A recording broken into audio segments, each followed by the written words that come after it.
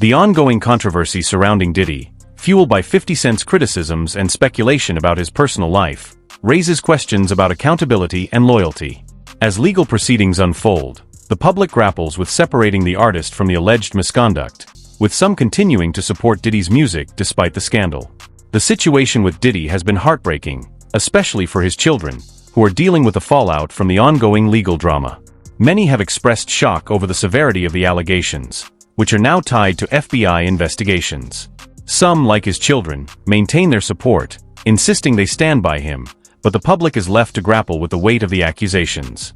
Amid this, it's clear that Diddy's legacy is now under intense scrutiny, and there's a deep concern about how it will all play out, particularly for his family. Allegations against Diddy, including sexual misconduct and possible bisexuality, have led to silence from high-profile figures fearing reputational damage. While some witnesses may not face legal consequences, public association with criminal behavior can ruin careers. Diddy's rise to fame was marked by rumors, contrasting his public and private personas. Diddy's always, kind of hid his real sexuality. I personally think he's bisexual. And I think this will come out at some point. I don't know why he doesn't come out already. And he was obsessed with Prince Harry and William, wasn't he?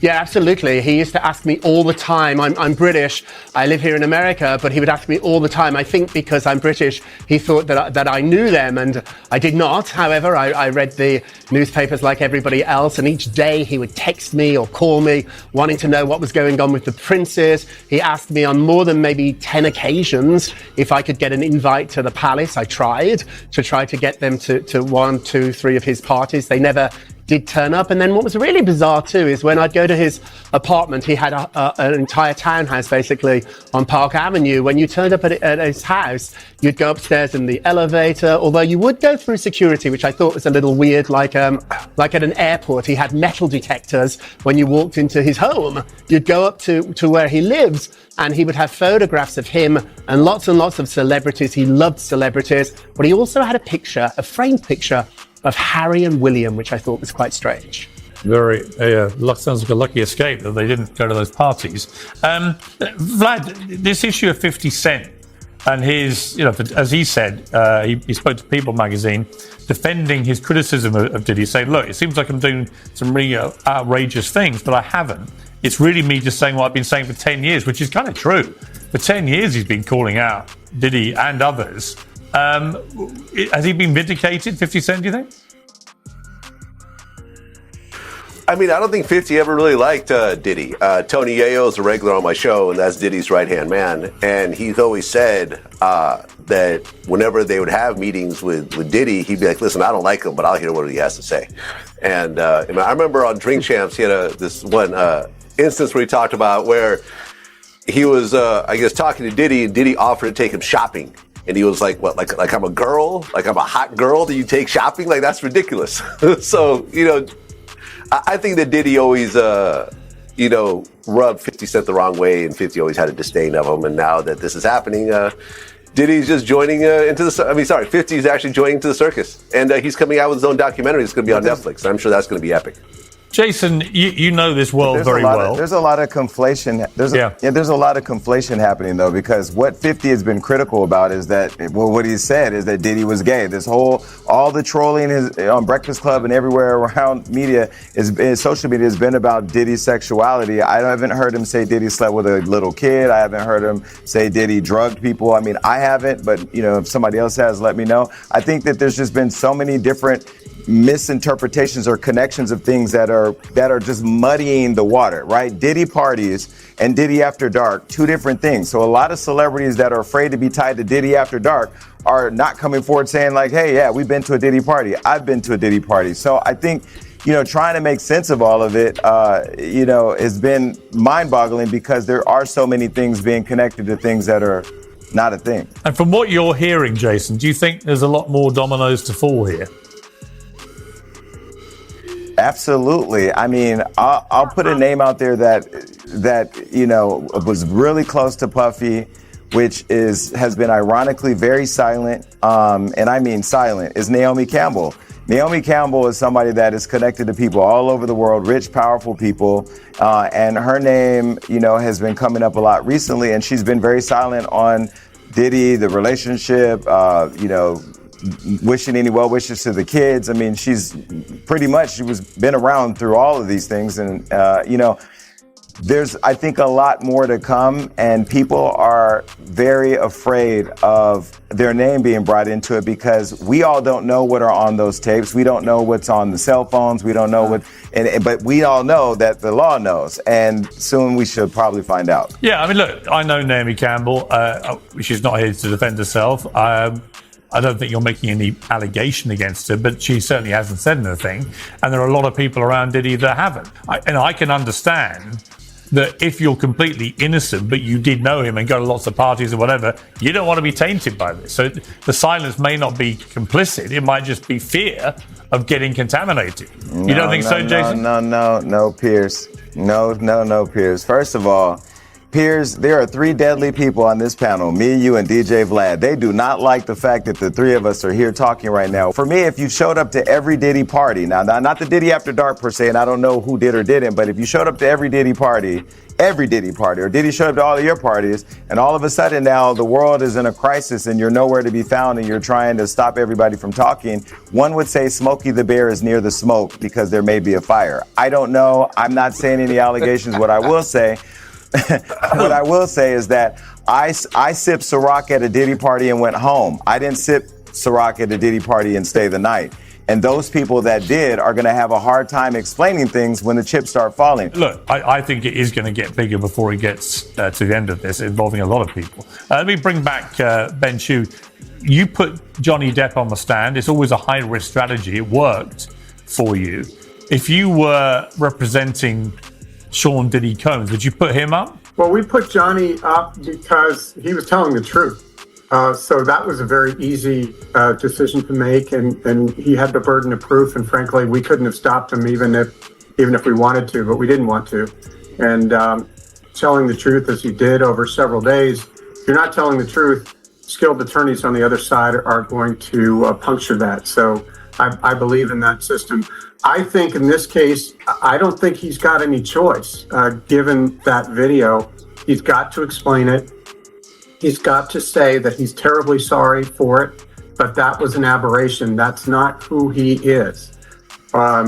He simply has to say that. He has to own it and say, I did a horrible thing. I'll regret it the rest of my life. But that doesn't mean that I engaged in sex trafficking. And he's got to look the jury in the eye and say that, and say it convincingly. If he is found guilty of all charges, how long could he be convicted for? How long could he be sentenced to? I'm afraid that he may never see the light of day. I mean, these are extraordinarily serious felonies that he's been charged with. So if he's found guilty on some or all of them, I think he'd be a very old man by the time he's out, if he gets out at all. Vlad, as there often is with these things, according to the website Chartmetric, the latest data shows that Diddy's numbers on music streaming services are actually increasing throughout this whole period, as are his numbers on social media apps like TikTok, Facebook, and so on. You know, it's a kind of ambulance chasing element to this, where people go where the drama is. But what about the morality of this? I mean, we discuss this with all of these cases, really, don't we, about where art meets alleged crime or scandal. Is it okay to listen to Diddy's music now? Should streamers be making money out of Diddy, record companies, etc.? I mean, there's the music, and then there is the person making the music, and the two don't always coincide. People still play R. Kelly. R. Kelly has timeless songs, not only that he performed, but, You Are Not Alone by Michael Jackson, which was written by R. Kelly. There's so many people that did horrible things in entertainment, and people still love their films. Roman Polanski, he raped an underage girl, I think like a 13-year-old girl, but, his movies are still being watched and everything else like that. You just see this over and over again, and people ultimately, they like what they like, and if they like a piece of art, they're going to ignore the actual artists and some of the crazy things that they've done. Now, some people are going to draw a line, but as you could see, I mean, he's getting more publicity, so people are going back into his catalog. Yeah. It's not surprising at all. No, it's not surprising. Whether it's right is another matter. There are a lot of rumors that he may have had some involvement in Kim's death. What do you feel about those rumors? I mean, I don't know. I can't answer that question. I mean, those are rumors, and that's not something that I can answer. Given everything that you've now read and heard about him, do you think it's possible? Possibly. I don't know. Like I said, I can't answer that question. The indictments against him center around these freak-off parties where it's alleged a lot of coercion, assault, abuse, drugs, and so on took place. Did you know about these parties? Did you ever attend them? Absolutely not. I mean, I was there just to do my job, and I don't know anything about those parties. Like, I'm actually in shock to hear about them at this point. Like, I was there to do my job during the working hours, and then I would go home and work the next day. I mean, I had nothing to do with that. Absolutely not. Was it not common knowledge that he had these late after parties, these freak-offs?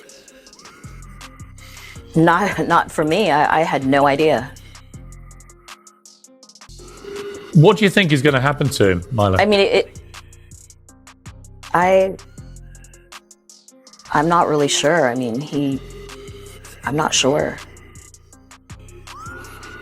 It's just, it makes me very sad to see, you know, the outcome of all of this. Like, just to see his legacy, like, where it is now and how we started. So it makes me very sad. I mean, his children have come out with a powerful statement saying, the past month has devastated our family. Many have judged both him and us based on accusations, conspiracy theories, and false narratives that have spiraled into absurdity on social media. We stand united supporting you, Puffy, every step of the way. We hold on to the truth, knowing it will prevail and nothing will break the strength of our family. We miss you and love you, Dad. Now, you would expect kids to support their father, but the sheer welter of allegations, the horrific detail that's contained in them, the fact that this has all been run by the FBI, who obviously have, you know, pretty much an impeccable record of conviction with these kind of cases, it is more likely than not now that he's never coming out of prison.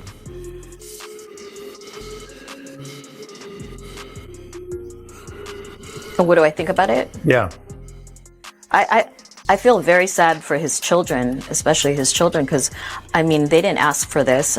And now they have no mother, and they're not going to have a father. And that really that's devastating for me. Like, the children are, I don't know what I don't know how to look at this. Martin, just for me, what's your biggest regret with all this, given what's now been coming out? My biggest regret is not coming forward to the police about what happened in 2010. Have you now been approached to talk? Have they asked you about that now to do a formal interview? No. Mm-mm. Are you expecting them to? I hope not. I mean, this has all been very traumatic for me. Like, all of this. But if you were called to testify against him, would you do that? I don't. No. You wouldn't? No, I don't think so.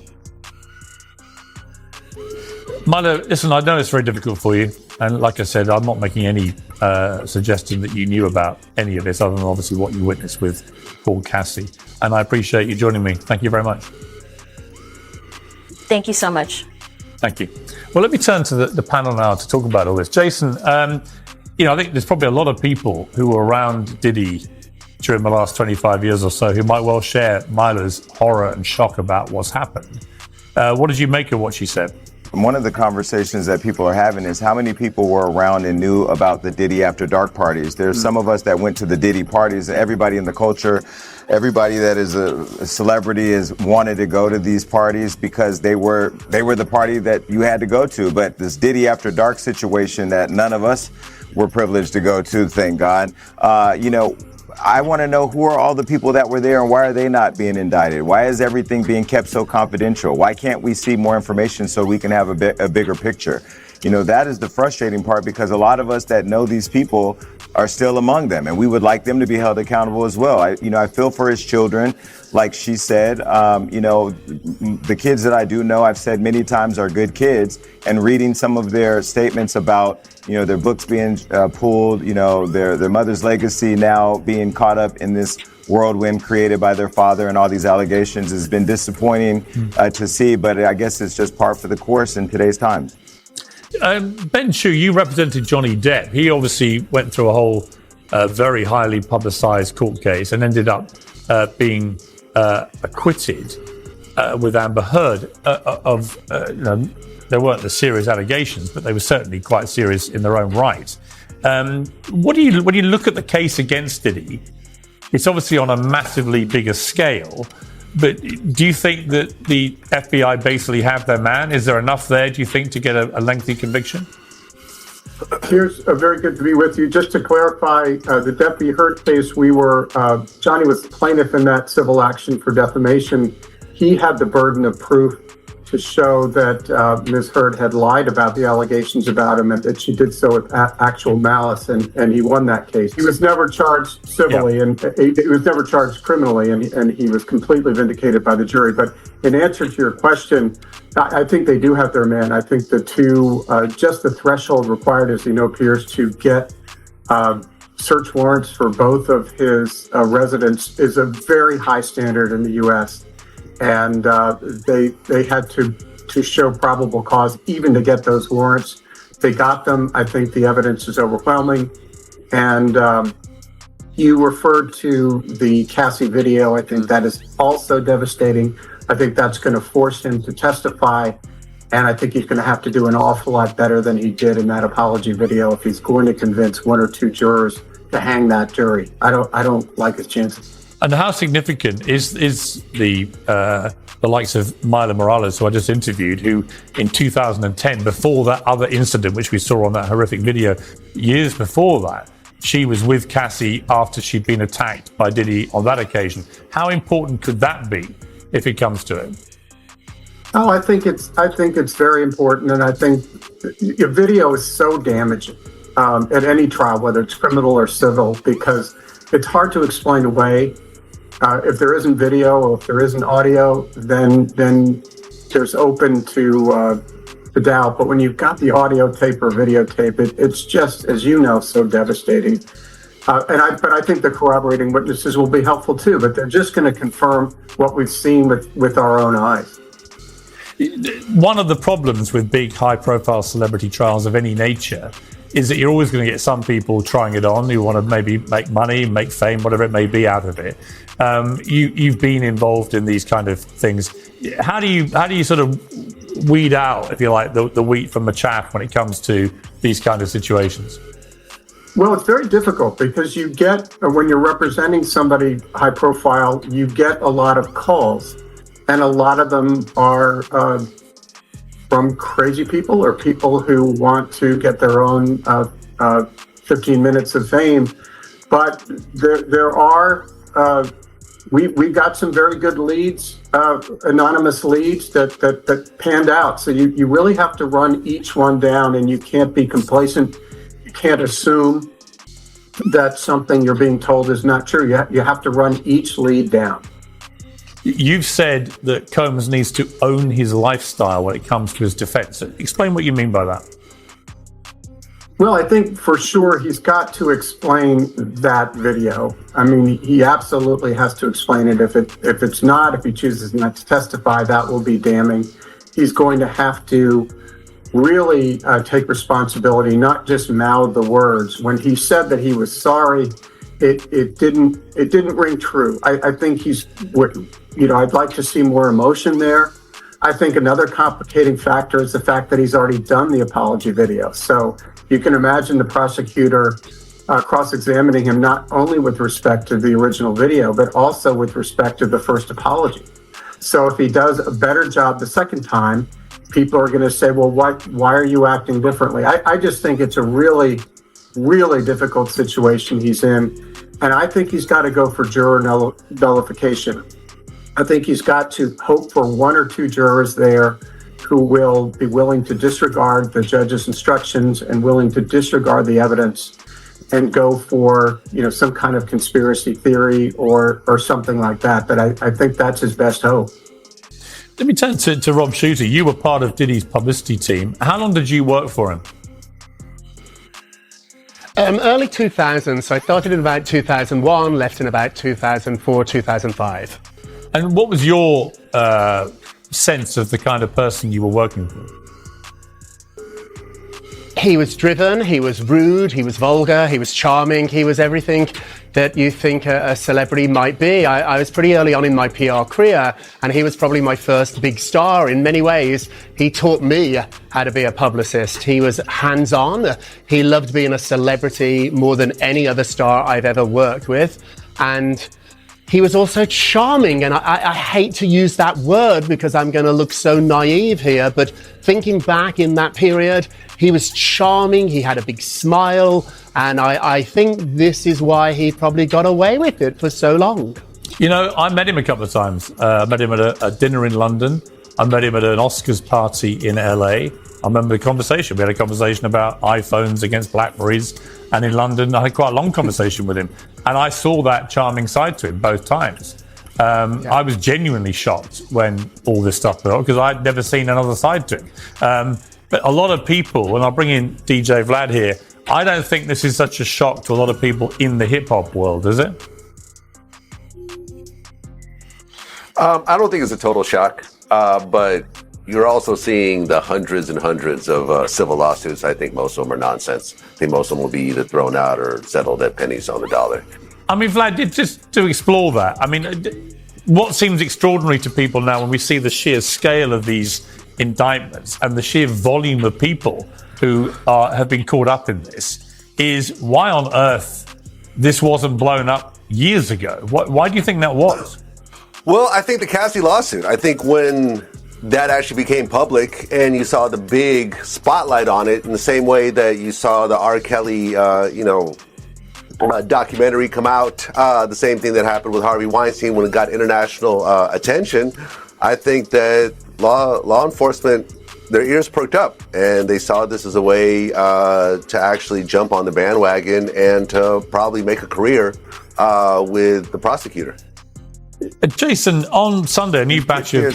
Piers, I have an idea. I want to just piggyback on what Vlad said, and Vlad could agree because Vlad and I, we're tapped into the culture daily. These freak-offs that we're hearing about, I never heard the term freak-off ever, and I've been around for a long time, but we have heard of Freaknik, and if you think about Freaknik back in the day, Freaknik was a cultural destination where every rapper, every woman, everybody wanted to go to, where the purposes of flying to Atlanta was to go out there, have a good time, have sex, hook up with all these people. So that culture back in the 90s was something that the culture thrived on, and that was at a time we didn't have social media, Me Too, cancel culture, all those things. Now, fast forward, Vlad will tell you, there was lots of conversation when the Freaknik documentary came out because people didn't want to be associated with that era and time that they may have been participating in a time we're in now. And so where you see that people are shaming the freak-offs, there was a lot of these activities that have been happening over the decades. And now what the hip-hop community is resonating with is, who's next? How is it going to catch up with me?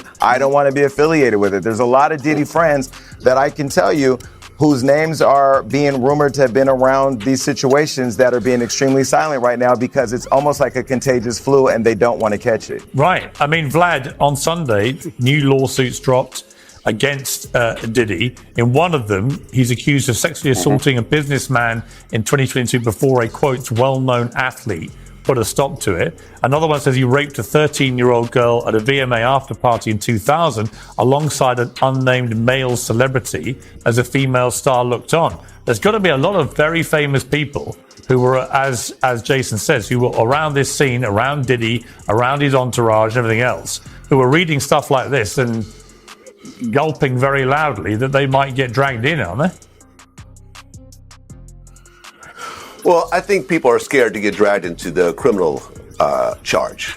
In terms of civil cases, you can name whoever you want to name. You know, lawyers really don't have to do that much due diligence. There's so many fake lawsuits out there. You know, but for example, I had Teray, the journalist, on recently on my show, and he had actually done an interview recently where he talked about he had one of his male cousins. He actually called Diddy and got him a internship at Bad Boy.